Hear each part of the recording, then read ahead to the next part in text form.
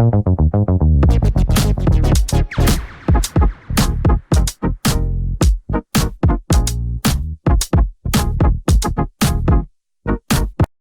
안녕하십니까. 머니볼의 문화일보 야구 기자 정세영입니다. 이번 영상은 이지영 선수의 사인앤트레이드에 대한 이야기입니다. 1월 12일 오늘 오후 4시가 조금 넘은 시각 SSG와 키움에서 깜짝 트레이드를 발표합니다. 바로 제 옆에 보시는 트레이드 보도자료인데요.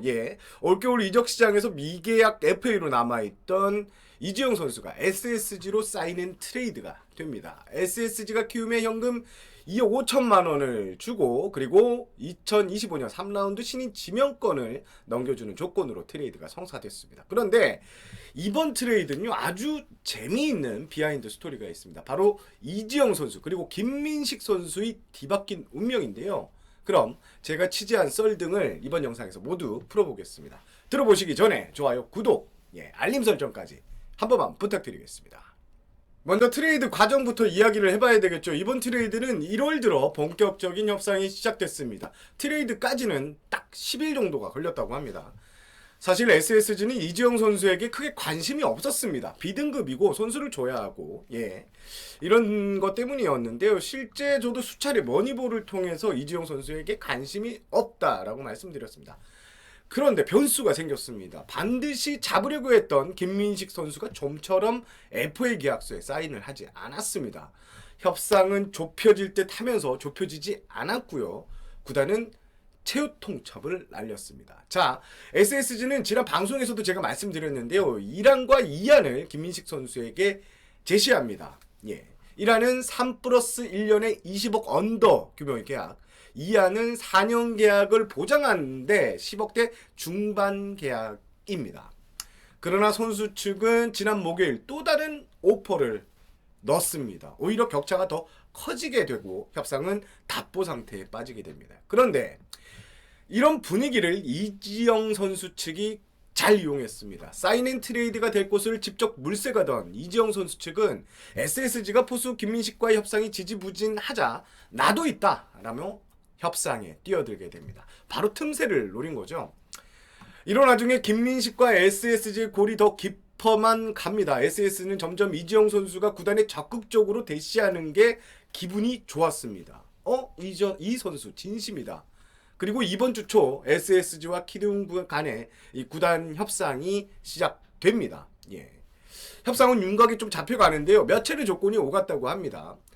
그런데 신인 지명권이 다소 문제가 있었습니다. 키움은 2라운드를 요구했고요. SSG는 5라운드를 제시했습니다. 결국 중간이었던 이 3라운드 신인 지명권을 주기로 최종 합의가 됩니다. 일사천리로 협상이 진행됐고요. 어제 마무리되고 오늘 오후에 발표가 최종 하게 됩니다.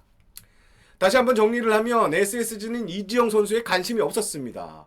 오직 김민식 선수에게 재계약이 목표였죠. 그러나 협상이 계속 결렬이 됐고 양측의 분위기가 심상치 않았습니다. 이때를 이지영 선수가 놓치지 않았습니다. 자, 이지영에게 관심이 없었던 SSG의 마음을 사로잡은 것이 바로 있었는데요. 이게 바로 이지영 선수의 진심이었습니다. 자, 이지영 선수는 알고 보니까 인천 출신이죠. 여기에 송신영, 강병식, 배용수, 김종훈 등 친한 코치들이 대거 또 SSG에 올해부터 또 새둥지를 틀게 됐죠. 자, 이지영 선수는 SSG에 이렇게 얘기를 합니다. 선수 생활만큼 마지막으로 진심으로 SSG에서 하고 싶다. 이러한 노력들이 SSG의 신금을 울렸고요. 사인앤트레이드 시나리오가 완성되게 됩니다. 김민식 선수 참 안 풀립니다. 지난해 4+1년에 23.5억을 제안받았지만 결과적으로 뿌리치게 됩니다. 협상이 거의 끝날 무렵 지난해요. 갑자기 선수 측에서 사인을 거절했다고 한 것으로 알고 있습니다. 내년 시장 상황을 파악하겠다, 살펴보겠다는 입장이었던 것 같은데요. 당시 구단에서는 1년 뒤에는 상황이 더 안 좋아질 수도 있다. 지금 계약하는 게 최선의 시나리오일 것 같다라고 했는데 선수가 SSG 구단의 설득을 제안을 뿌리치게 됩니다. 그리고 2023 시즌 뒤 SSG는 2차 드래프트에서 2명의 포수를 영입을 했습니다. 자, 이후에도 김민식 선수와 SSG의 협상은 지지부진했고요. 이지영이 영입되면서 이젠 김민식 선수가 주전 자리마저 장담할 수 없는 처지가 됐습니다.